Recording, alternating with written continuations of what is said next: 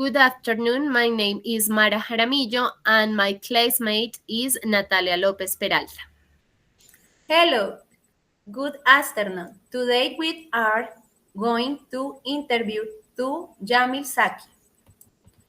If people had practiced empathy in their life, who would their relationship have been affected? Their relationships would have been weaker and they would have felt more isolate. Empathy had created stronger bonds. What balance would empathy have brought if communities had developed it earlier? They would have been more cooperative and social problems would have been solved faster. Empathy had given people reasons to support each other. Had you noticed situations where too much empathy had led to emotional burnout? Yes, I had seen professionals feel exhausted. If they had set limits, they would have avoided burnout. It would had only empathize with people like us. How would our biases have been reinforced?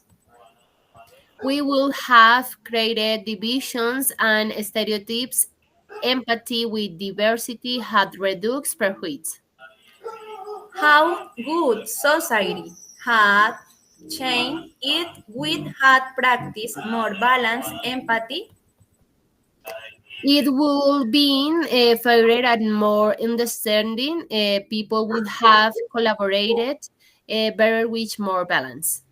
What strategies could we have used if we had wanted to develop empathy more effectively? Well, we could have listened more, learned from different perspectives, and joined community voluntariat that had made empathy stronger. Each schools had taught empathy earlier. What impact would that have had on future generations? Young people would have grown up with more compassion and less conflict. Their societies would have been more peaceful. How could communities have become more compassionate if they had promoted open conversation and inclusive policies before? They would have built through Schooner if empathy had guided police earlier, societies would have been more united. Thank you, Jamil Saki. Thank you too, Natalia. Goodbye.